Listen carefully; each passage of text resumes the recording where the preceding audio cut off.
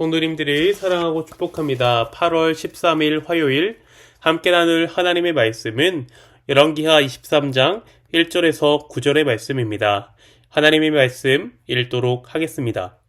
왕이 보내 유다와 예루살렘의 모든 장로들을 자기에게로 모으고 이에 왕이 여호와의 성전에 올라가매 유다 모든 사람과 예루살렘 주민과 제사장들과 선지자들과 모든 백성이 노소를 막론하고 다 왕과 함께 한지라. 왕이 여호와의 성전 안에서 발견한 언약책의 모든 말씀을 읽어 무리의 귀에 들리고 왕이 단 위에 서서 여호와 앞에서 언약을 세우되 마음을 다하고 뜻을 다하여 여호와께 순종하고 그의 계명과 법도와 율례를 지켜 이 책에 기록된 이 언약의 말씀을 이루게 하리라 하매 백성이 다 그 언약을 따르기로 하니라. 왕이 대제사장 hil기야와 모든 부제사장들과 문을 지킨 자들에게 명령하여 바알과 아세라와 하늘의 1월 성신을 위하여 만든 모든 그릇들을 여호와의 성전에서 내다가 예루살렘 바깥 기드론 밭에서 불사르고 그것들의 재를 베델로 가져가게 하고 옛적에 유다 왕들이 세워서 유다 모든 성읍과 예루살렘 주위의 산당들에서 분향하며 우상을 섬기게 한 제사장들을 패하며 또 바알과 해와 달과 별대와 하늘의 모든 별에게 분향하는 자들을 패하고 또 여호와의 성전에서 아세라상을 내다가 예루살렘 바깥 기드론 시내로 가져다가 거기에서 불사르고 빻아서 가루를 만들어 그 가루를 평민의 묘지에 뿌리고 또 여호와의 성전 가운데 남창의 집을 헐었으니 그곳은 여인이 아세라를 위하여 휘장을 짜는 처소였더라.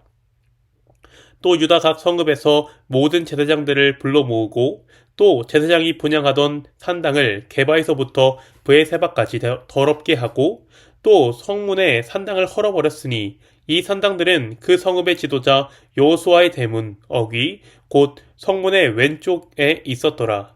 산당들의 제사장들은 예루살렘 여호와의 제단에 올라가지 못하고 다만 그의 형제 중에서 무교병을 먹을 뿐이었더라. 아멘. 남유다의 요시야 왕은 마음을 다한 회개를 통하여 하나님으로부터 평안한 죽음을 허락받았습니다. 율법책에 기록된 말씀대로 남유다의 심판이 확정된 상황 속에서 그에게 평안한 죽음은 곧 구원을 말합니다. 남유다의 모든 사람들에게는 죄로 인한 심판이 선포되었지만 요시야 왕은 평안을 허락받고 구원을 허락받았습니다. 그렇게 요시야 왕은 끝나지 않았습니다. 자신의 평안한 죽음을 기다리지 않았습니다.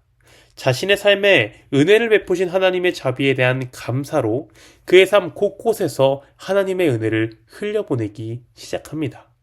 먼저 요시야 왕은 1절과 같이 유다와 예루살렘에 있는 모든 장로들을 불러 모읍니다. 장로들은 백성을 잘 통치하기 위한 역할로 왕의 권한의 일부를 위임받아 백성을 다스리고 재판하는 역할을 담당하였습니다. 그런데 왜 가장 먼저 장로들을 불러 모았는가? 그 이유는 두 가지로 볼 수 있습니다. 먼저는 장로들을 불러 그들이 다스리는 백성들을 효율적으로 왕 앞으로 불러 모으기 위한 것이고, 두 번째 이유는 권력으로 인한 예외를 두지 않고 모든 사람들, 장로들을 포함한 제사장, 선지자, 남자, 여자, 어린아이에서 노인에 이르는 모든 사람들을 불러 모으기 위한 것입니다. 그리고 자신의 삶에 베푸신 하나님의 자비, 주께서 말씀하신 대로 참 회개하는 자에게 용서와 자비를 약속하셨기 때문에 온 민족을 주님께로 참된 회심으로 인도하여 죄의 저주와 심판으로부터 피할 은혜의 길을 선포합니다. 하나님의 계명과 법도와 율례의 말씀에 들은 모든 백성들은 그 말씀에 따라 살아가기로 결정합니다. 민족적인 언약갱신과 회심이 이루어지게 됩니다. 요시야 왕은 누가 무엇이라고 말해도 정말 하나님의 은혜를 경험한 사람입니다. 그의 삶은 나는 은혜 받았으니 끝! 그러한 삶이 아니었습니다. 그는 하나님께서 허락하신 은혜를 흘려보냈습니다. 교회에는 정말 많은 사명이 존재합니다. 이웃에게 사랑을 베푸는 것, 사회적인 변혁으로 세상을 주님께로 이끄는 것, 세상 곳곳에 하나님의 복음을 전하는 선교와 같은 많은 사명들이 존재합니다. 그런데 이 모든 것을 감당하는 이유와 원동력은 무엇일까요? 먼저 우리를 택하사 은혜를 베푸신 하나님의 은혜 때문입니다. 여기 모인 성도님들 중 대부분이 그러한 사명을 감당하고 계실 것입니다. 그런데 때로는 이러한 사명을 감당하는 가운데 지침을 느끼거나 어려움을 느끼는 데도 있습니다. 이는 잘못된 것이라고 생각되지 않습니다. 우리는 불완전하고 연약한 사람입니다. 그러한 사람에게 왜 힘듦이 없겠어요?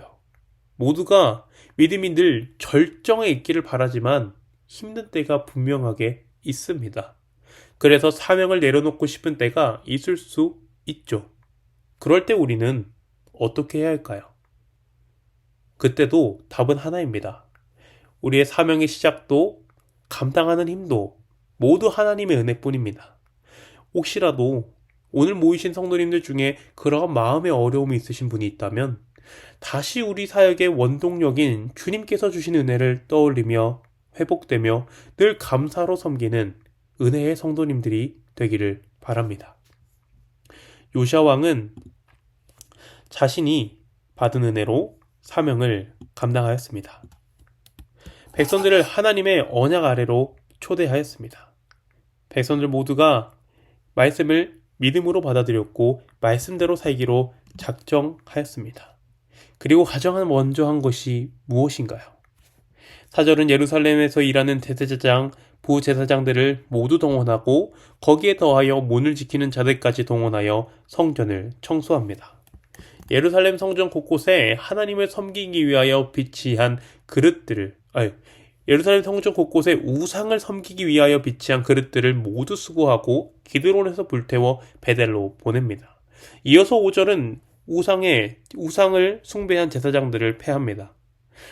요시야 왕 이전에 유다의 왕들이 세운 산당이 아직 유다 곳곳에 남아 있었고 유다 백성들을 속여 우상 숭배하게 한 우상의 제사장들이 남아 있었습니다. 요시야 왕은 그들을 잡아 직위를 박탈하며 더 이상 우상을 섬기지 제사장의 일을 감당하지 못하도록 하였습니다. 또 6절에서는 하나님의 성전에 있는 아세라상을 기드론에서 불사르고 평민의 묘지에 뿌립니다. 7절에서는 여호와의 성전에 있는 아세라를 섬기는 남창의 집을 헐었습니다. 우상을 섬겼던 모든 흔적을 유다에서 하나님의 성전에서 제거하였습니다. 그 범위를 어디까지 하였냐면 게바에서 브엘세바까지 하였다고 성경은 기록하고 있습니다. 이런 표현은 보통 남유다의 모든 영토를 지칭하는 표현입니다. 요시야 왕의 통치 영향력이 미치는 모든 곳에서 우상을 제거하였습니다. 그런데 우리가 여기서 기억해야 하는 것은 우상들이 있는 위치입니다. 아세라상이 비치되어 있던 장소를 어디라고 기록하고 있나요? 바로 예루살렘 성전 안에 있었습니다. 우상을 섬기기 위한 그릇도, 아세라를 섬기는 남창도, 아세라의 휘장을 짜는 장소도 모두 예루살렘 성전 안에 있었습니다. 이스라엘 사람들이 하나님을 아예 버린 것은 아닐 것입니다. 이곳에서 하나님도 섬기고 아세라도 섬겼습니다. 하나님과 우상을 겸하여 섬긴 것입니다. 하나님께 돌이키는 사람은 무능한 우상, 우리에게 아무 유익을 주지 못하는 우상을 불태워버리고 오직 하나님만 섬겨야 합니다. 여러분 마음에 있는 우상은 무엇인가요? 하나님 정말 이것만큼은 안 돼요 하며 하나님과 견질 수 있는 마음의 우상이 무엇인가요? 이런 설교를 하면 꼭 이런 질문이 들어옵니다. 전도사님, 이것도 우상인가요? 이 질문을 실제로 받고 저는 그 친구에게 이렇게 말했습니다. 너가 지금 정답을 말했어 라고 말이죠. 이곳에 모인 성도님들 중에도 이것도 우상이라고 생각되는 게 있나요? 어쩌면 그게 우리 마음에 하나님과 함께 섬기는 우상일 수 있습니다.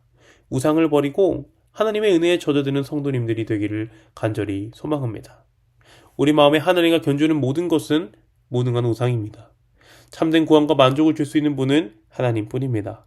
마음의 우상을 버리고 오직 하나님만을 마음에 모시는 우리 성도님들이 되기를 간절히 소망합니다.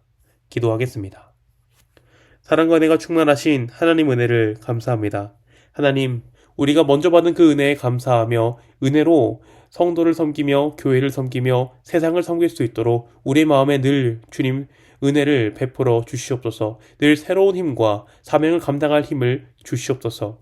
주님, 우리의 마음에 있는 우상, 하나님과 견주는 그 우상들을 제거하며 온전히 하나님만 섬길 수 있도록 주님, 우리의 마음의 우상을 부수어 주시옵소서.